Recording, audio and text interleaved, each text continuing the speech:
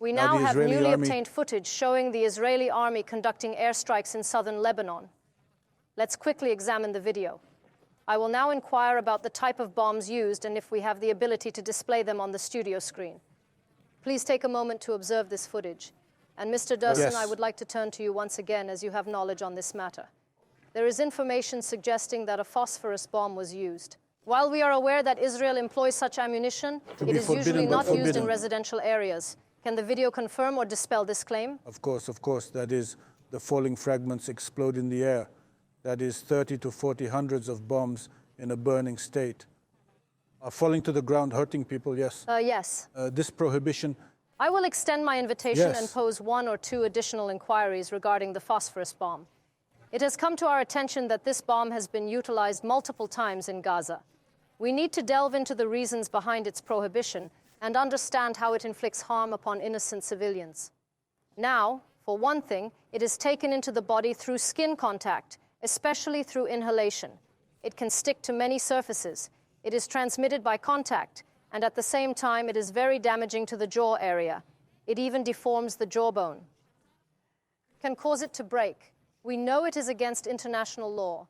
We also know that Israel does not listen to the rules of international law, but it is clear that it has now started a ground operation in this area. It is attacking with all its might from sea, air, and land. Yes. Is that what we understand? I mean, it's a deterrent that has a high intimidation effect. An ammunition.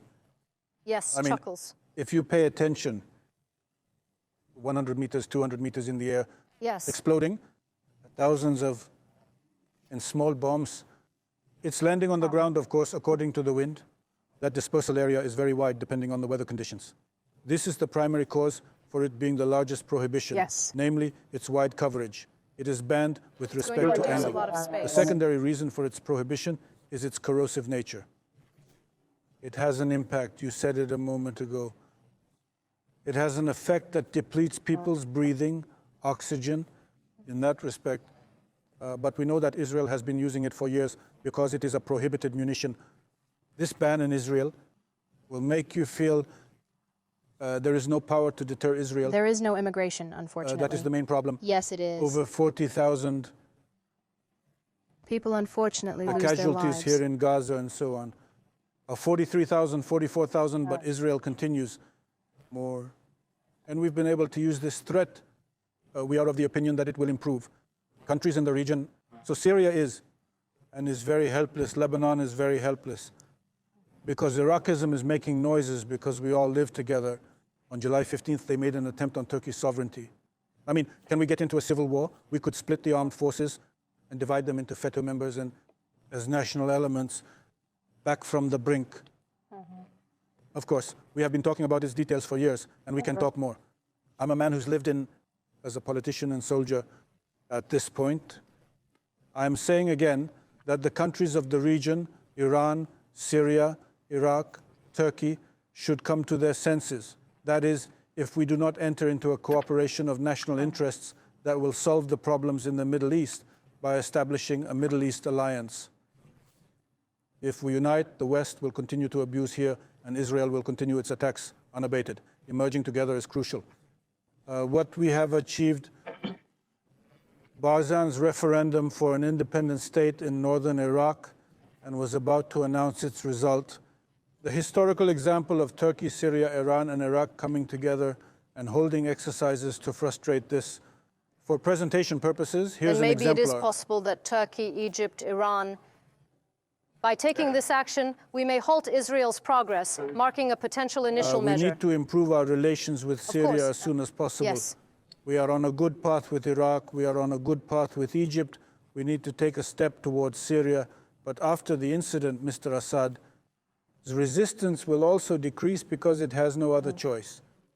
But to Iran, it will be ready. Cannot rely on. Russia is already busy, Iran, in the retreat phase in this respect. Yes, they are. Iraq, Syria. I am especially hopeful for the new president of Turkey, Egypt, and eventually Iran as well. He says he is from Azerbaijan, Turkey. He should take action as soon as possible. Well, there is one more hot image. Friends have just arrived from the region. Let's give that image before Mr. Durson sits down. Now, these images are coming instantly, of course. They are quickly transferred to us thanks to our news center. I mean, there are really violent explosions is being seen. Also at the border, of course, on the one hand, Israel tells civilians to evacuate, but so imagine millions of people started to migrate to the north in Syria. It's the same scenario again. We are watching all the mosques, all the squares of Beirut full of people. Yes, they are. Some of them are trying to flee abroad. Yeah, I mean, in Beirut. Those with power, those with means. And there was a huge congestion at our airport. So people are desperate. So this is Israel. They have no defenseless state. He says evacuate these places. Its own armed forces are withdrawing. Israel should enter. I mean, such a country, unfortunately. I mean, we always say July 15th, we had a bitter experience. I mean, its own army is split in two.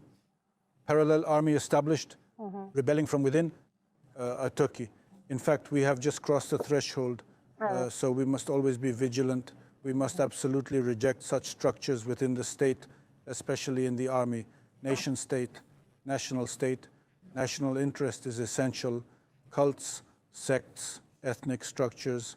If we scratch these itches, if we fall against each other, here is Beirut. Yesterday, Syria. The next day, Iraq. I present to the appreciation of the Turkish nation what it has become. Millions of people left without a homeland.